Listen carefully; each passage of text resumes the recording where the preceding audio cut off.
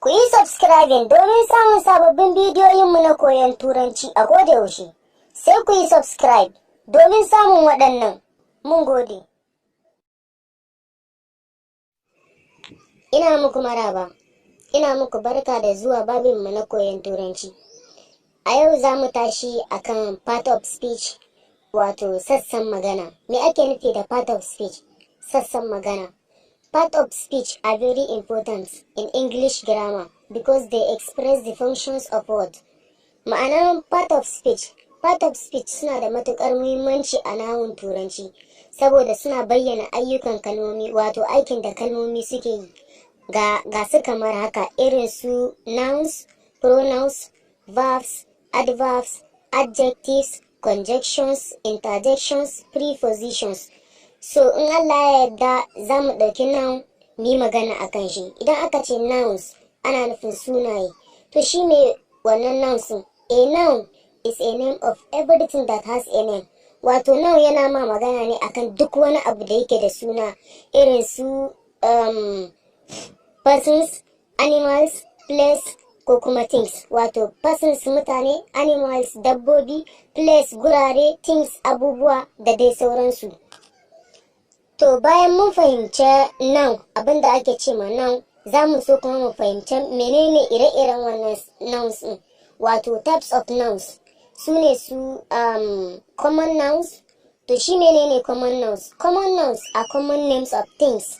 Wato shi common noun na nufin sunayen abubuwa ne, irin su animals dabbobi, place gurare, or persons ko kuma mutane. Misali na ce ma a girl yarinya, a book littafi, a dog kare, a town a man.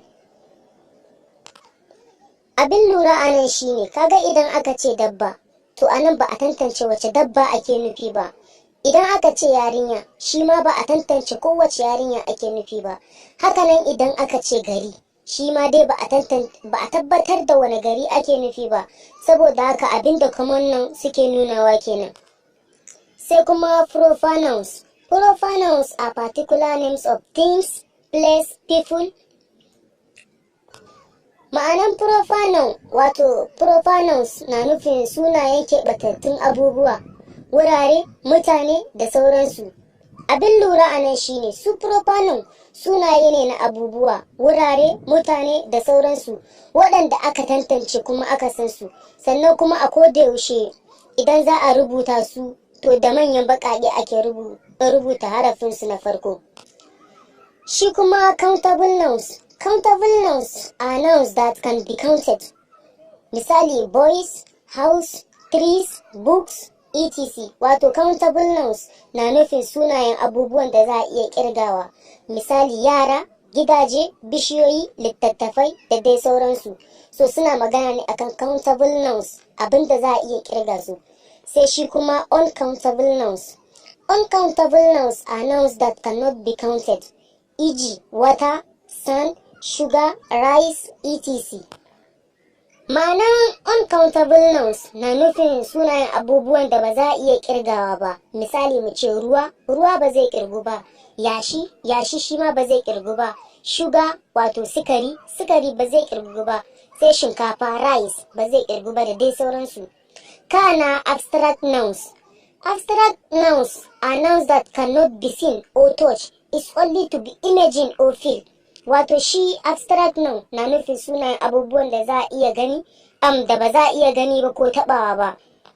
Abstract noun na nufin sunayen abubuwan da ba za a iya gani ko a tabawa ba, sai dai ka ji shi ko kuma abin ya taba ka. Misali mu ce gaskiya, sauri, lafiya wato happiness, truth, speed, health da dai sauransu.